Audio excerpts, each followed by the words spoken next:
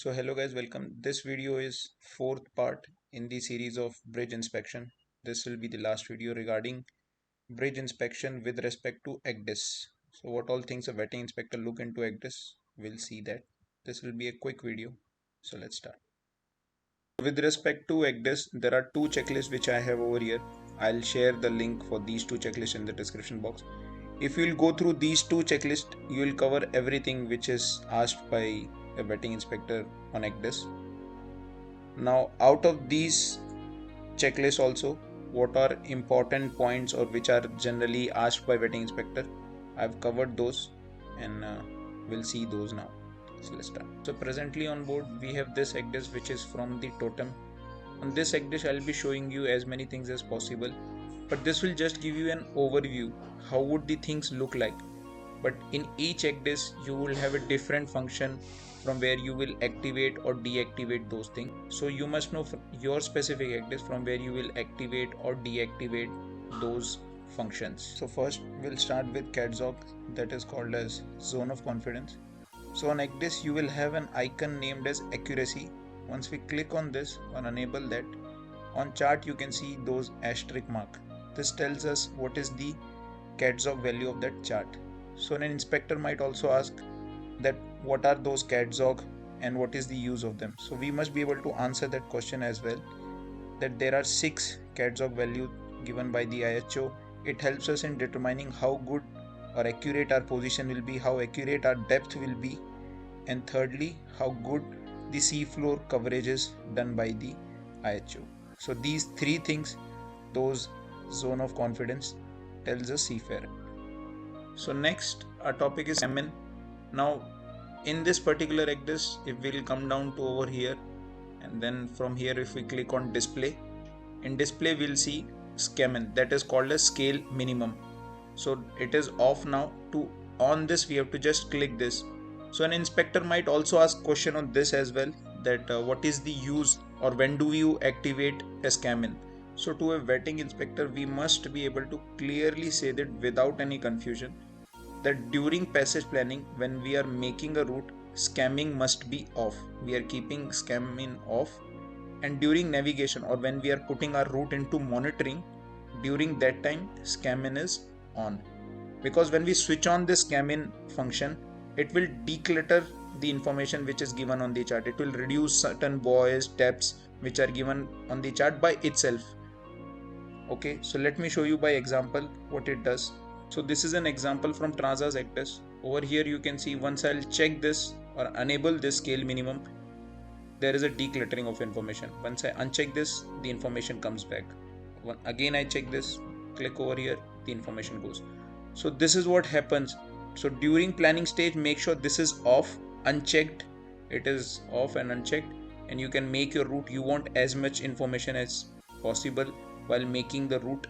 And once you are in monitoring mode, if you want, you can enable this scale minimum. You can switch on this scale minimum, but if you do not want to switch on the scale minimum during monitoring also, it's fine.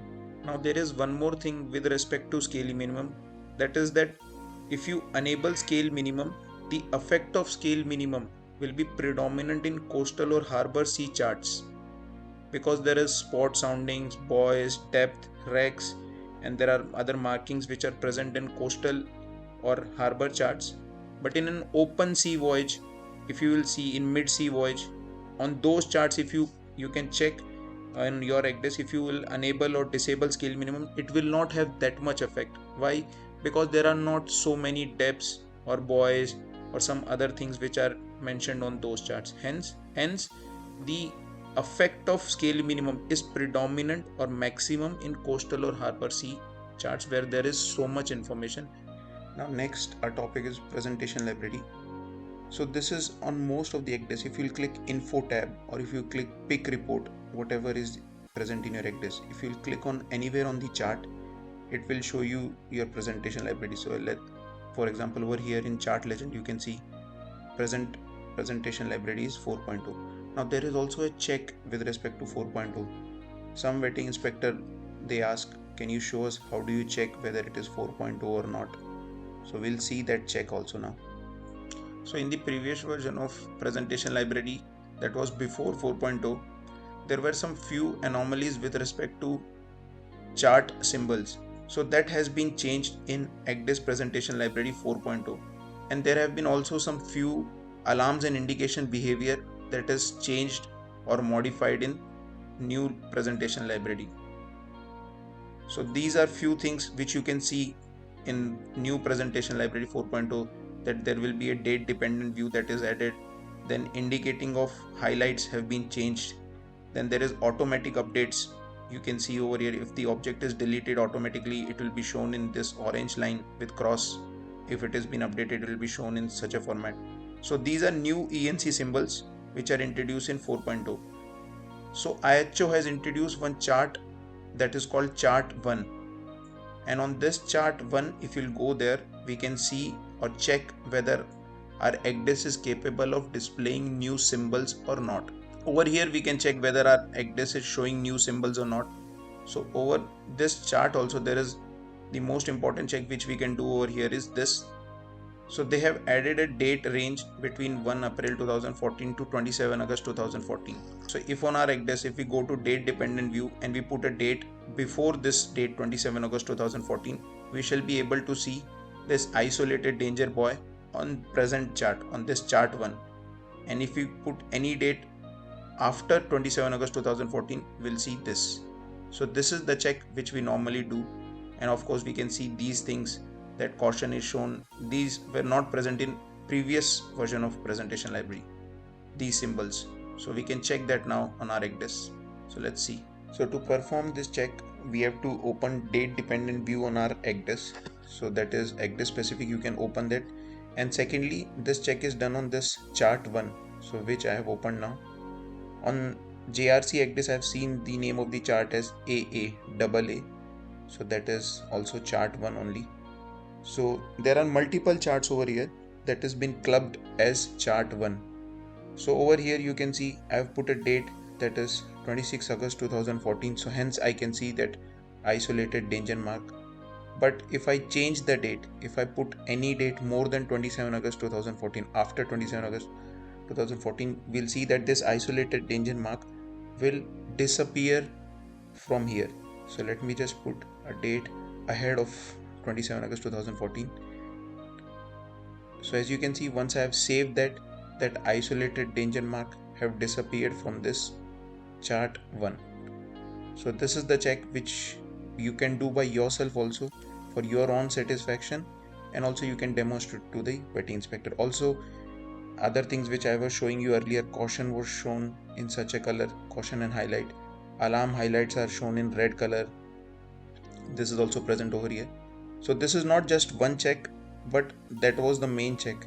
Other things, as I was showing you previously on PDF, deleted objects are shown in cross marks, updated objects are shown in such a color. So all these things which are present on this chart 1, we can see and also show it to the vetting inspector if they want us to perform the check. So next thing is playback. So sometime a vetting inspector might ask you to replay the Ecdis or to do a playback on the Ecdis. If they want to see your approach to the present port or last port departure, if they want to see that, they might ask you to do replay or playback. So you must know from where to replay the Ecdis. Then other thing is alarm history and logbook. So sometime a vetting inspector might look for alarm history because they want to see that which all alarm came when you were coming alongside or once you were approaching the port, and when did you acknowledge. So basically the time difference between those alarms and what all alarm came. They might look for these two things in alarm history. So as a good practice, what I would suggest you is that clear your alarm history. Once you are alongside all fast, during that time, clear your alarm history. Next is logbook. So he might also look for your logbook in Ecdis. He might ask you to show him the logbook. So presently, as you can see on this Ecdis, we just have to click over here, check on this logbook, and it will show ship's log. On some Ecdis, it is not possible these logbooks are present. For example, World or eGlobe Ecdis, there are no logbook in that Ecdis. That is by default, but that's okay with that Ecdis. But other than that, you must be able to show from where you can show him the ship's logbook. Next is chart symbol. He might ask you which chart symbols are you using, plain or simplified version. So look in your company's manual. As per my company, we have to keep paper chart symbol, and secondly they might also see plain or symbolized boundaries. So same as per my company, we have to keep plain boundaries and paper chart symbols. So that's what we keep. Now next is route check. So before commencement of voyage, before putting route into monitoring, we must do route check on Ecdis to show what all danger, alarm or warning cautions are coming in our route. So presently in this Ecdis, first if you want to do route check, what we have to do, put a route in planning mode. Then over here there is a check button. Once I click over here, it will show me which all dangers are coming in my route. Now we have to save this as a record. So on most of the Ecdis, we don't have any option to print the report of route check.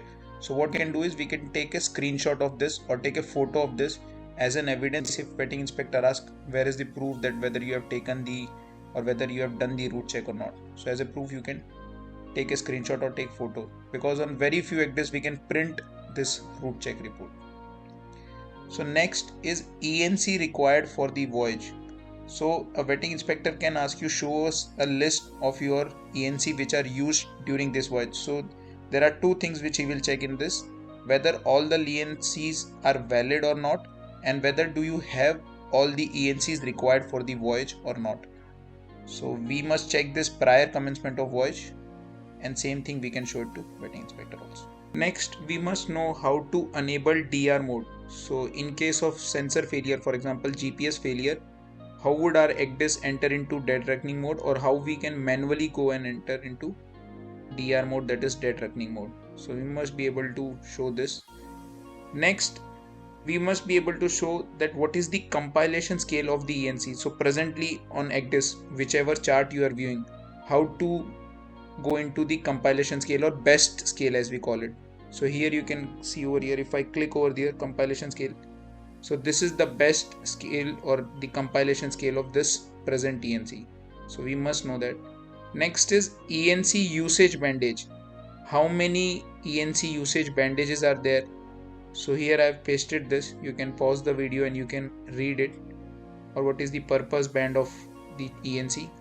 So anywhere on the chart, if you click, right click and get the info of the chart, you would get the name of the chart, and from that name you can tell that what is the purpose of that chart, or what is the usage bandage actually, what is the usage bandage of the chart. So for example over here you can see this chart number. I'll click over here. So this chart number is GB442320. So the third number after GB, which is the number, you have to read that. So this is an approach chart. So this we must be able to tell to the vetting inspector. Now next is anti-grounding or guard zone setting. So we must know from where we can change those settings. So in this Ecdis we have to go to setup, and in setup it is there, the guard zone or anti-grounding setting, because a vetting inspector might also ask to show the record that when are you changing your guard zone setting and how are you changing. So normally other than your passage plan, you must record in your bell book. Generally I put in my bell book that these are the guard zone settings and they were changed at this particular time. Next, they might ask you to show them how do you do manual fix or how do you plot a LOP, because this was asked by an PSC to me. So this is normally asked. So you must be able to demonstrate this to the inspector. Next, this is a very general question, that what is your backup source of Ecdis? So in case of power failure, what will happen? So once you are there as a second mate on a ship, make sure you try out or find out what is your backup supply. So normally it is a UPS which is present just below the Ecdis normally, so that in case of power failure, UPS will take over till the time emergency generator comes on load. This is general practice, but on some ship you might have backup supply from directly from the battery itself. So this is ship to ship, so you must know from where your backup supply for that Ecdis is coming. Next, we must be able to demonstrate to the inspector that which datum is our ENC made up of.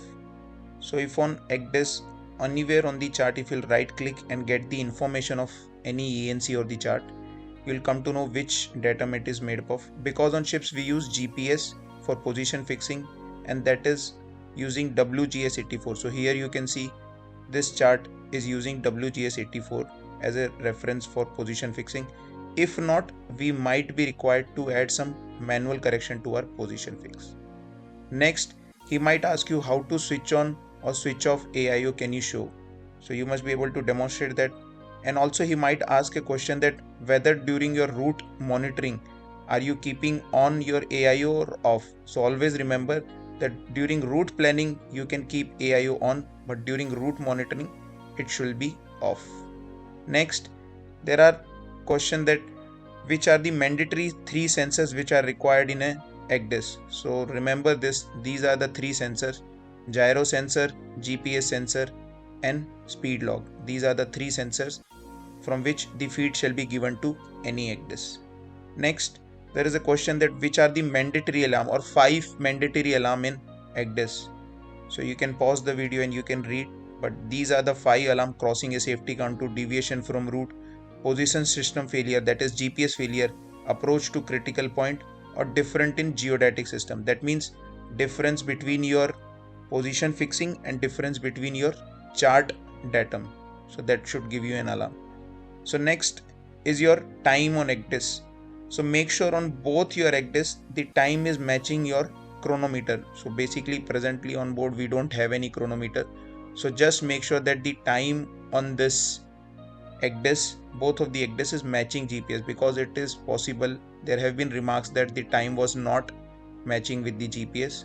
So we might be required to manually match the time on the GPS and the Ecdis.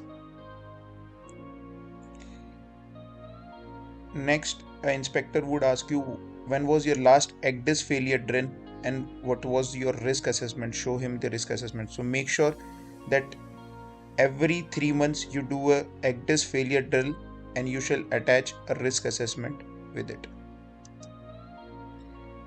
Now next, make sure that you have a maintenance record for both of your Ecdis with respect to the keyboard, display screen, mouse, exhaust fan, because there have been a remark in the past that there was no maintenance record for these.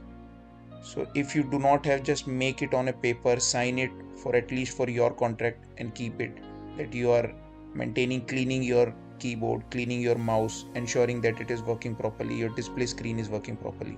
So these kind of records you can make it and keep it, because there have been remarks. Now next, make sure that there are no unapproved device connected to Ecdis. So basically that means that sometimes we keep mouse or external keyboard connected. So for example, over here you can see this keyboard looks fancy, but no, it is approved by the class, and also this mouse. So for example, if I have to show you this mouse, external mouse which we have connected, this is not approved and hence it shall not be connected to Ecdis. Otherwise it is a big remark. So make sure only approved items are connected to Ecdis. Lastly, the USB ports in Ecdis, they shall be locked. If a vetting inspector sees an open USB port in Ecdis, of course he is going to give a remark. So make sure it shall be locked, and you have a dedicated pen drive for Ecdis. If a vetting inspector asks which is your pen drive or which pen drive do you use, so make sure always tell that you use a dedicated pen drive for Ecdis for normal updates or installing base DVD or etc. So that's it with this video. Thank you.